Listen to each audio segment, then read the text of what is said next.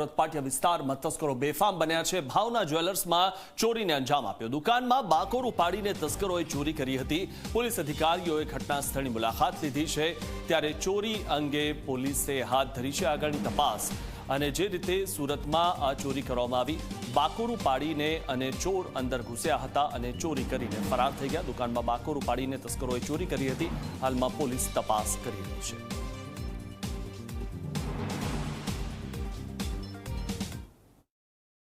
સુરત શહેરના પૂણા વિસ્તારમાં તસ્કરોએ પોલીસને ચેલેન્જ આપી છે। ખાસ કરીને પોલીસ પેટ્રોલિંગ વચ્ચે જે તસ્કરો છે તે તસ્કરો દ્વારા જે જ્વેલર્સની જે દુકાન છે તેને નિશાન બનાવવામાં આવી છે। આપ સીધા દ્રશ્યો જોઈ શકો છો।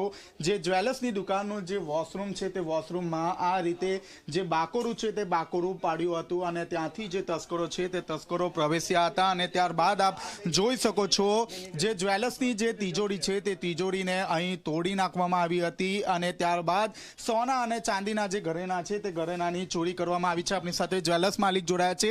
जी, क्या हुआ था? बोलो, सुबह 9 बजे आया तब मालूम पड़ा इसमें। वहाँ से बाथरूम में 2 दुकान से आगे तोड़ के फिर अंदर आया, तब मालूम पड़ा। इधर से लॉक तोड़ दिया, अभी स्टॉक लेके तब मालूम पड़ेगा कैसा क्या है। बाहर भी गया था ना इधर।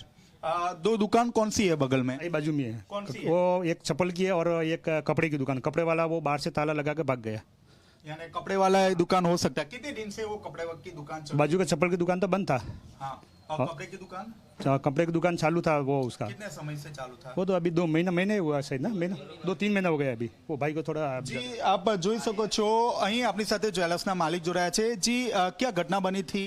वो अभी सुबह में आए हम लोग, तो तिजोरी टूटा हुआ था। जो स्थिति में अभी देख रहे हैं आप, वो स्थिति में था बराबर। उसके बाद में अभी अंदर आया, वो तोड़ के गया है। अंदर आया नहीं, वो चेक करेंगे तब मालूम पड़ेगा कितना कितना नुकसान हुआ है करके। जो कपड़े की दुकान है वो कितने दिन से चालू थी? किस तरह चोरी की? वो लगभग दीपावली से पहले महीना भर 2 महीने पहले किया था और अंदर ही रह रहा था। उसके बाद में इसने कांड किया है। जी, आप જોઈ શકો છો જે જ્વેલર્સની જે દુકાન છે તેને નિશાન બનાવવામાં આવી છે। હાલમાં સોના અને ચાંદીના કેટલા ઘરેણાની ચોરી છે તે હજી સુધી જાણી શકાયું નથી। આપણી સાથે પીઆઈ જોડાયા છે। જી સર, આ પ્રી પ્લાન હોઈ શકે આખું? આ જે જ્વેલર્સની અંદર જે ચોરી થયેલી છે, જેમાં બાથરૂમમાં બાકોરું પાડી અંદર પ્રવેશ કરવામાં આવેલ છે બાજુની દુકાનમાંથી। એટલે પોસિબલ છે કે આવો કોઈ વ્યક્તિએ અગાઉથી જ પ્લાન કરી અને આ જે ચોરીનો અંજામ આપેલો હોઈ શકે। સર, કાપડની દુકાન છે તો કાપડની દુકાન પણ 1 મહિના પહેલાં જ ખોલી હતી, એટલે કે આખું પ્રી પ્લાન હશે? બાજુમાં જે આવેલી છે આની બાજુમાં જે કાપડની શૂઝની દુકાન છે, શૂઝની દુકાનની બાજુમાં કાપડની દુકાન છે, તો બંને જગ્યાએથી બાકોરું પાડી અને આવેલું છે। અને બાજુની દુકાનમાં જાણવા મળ્યું છે કે 4 દિવસથી એ બંધ હતી, તો કોઈપણ આરોપી આ જે છે એને 2-3 દિવસની અંદર આ ગુનો પ્લાન કરીને કરેલું હોઈ શકે છે। કેટલી ટીમો બનાવવામાં આવી છે? કઈ રીતે તપાસ હાથ ધરવામાં આવી છે? આમાં જે ફરિયાદી જોડેથી જે માહિતી મેળવી, આમાં સીસીટીવી તેમજ આ જે આરોપી છે એના પર સીસીટીવી આધારે એનો ફૂટેજ મેળવી અને આમાં ફોરેન્સિકની પણ મદદ લેવામાં આવશે અને આરોપી તાત્કાલિક ઝડપવાની અમારી પૂરી પ્રયત્ન કરવામાં આવશે। સ્થાનિક કોઈ જાણ બીડુનો હાથ હોય એવું લાગી શકે? જે રીતે જે આજુબાજુમાંથી જે દુકાનનું બાકોરું પાડેલું છે, બાજુ કોઈ દુકાનના કોઈ લોક તૂટેલા નથી, એટલે પોસિબિલિટી છે કે આ કોઈ જાણ ભેજું જ કરેલું હોઈ શકે।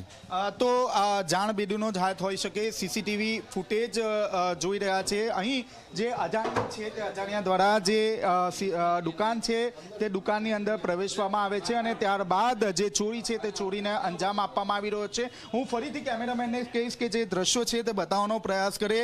આ રીતે જે બાથરૂમ છે તે બાથરૂમના ભાગે બાકોરું પાડવામાં આવ્યું છે। સૌપ્રથમ કાપડની દુકાન છે, કાપડની દુકાનમાંથી ચંપલની જે દુકાન છે તે ચંપલની દુકાનમાં બાકોરું પાડવામાં આવ્યું અને ત્યારબાદ જે જ્વેલર્સની જે દુકાન છે તેમાં જે તસ્કરો છે તે પ્રવેશ્યા હતા અને બાદમાં સોના અને ચાંદીના જે દાગીના છે તે દાગીનાની ચોરી કરી ફરાર થઈ ગયા છે। પોલીસ માટે આ ચેલેન્જિંગ કહી શકાય, કારણ કે પોલીસ પેટ્રોલિંગની વાતો કરવામાં આવી રહી છે, પરંતુ અહીં જે રીતે ચોરીને અંજામ આપવામાં આવ્યો છે ત્યારબાદ પૂર્ણ પોલીસ દોડતી થઈ છે।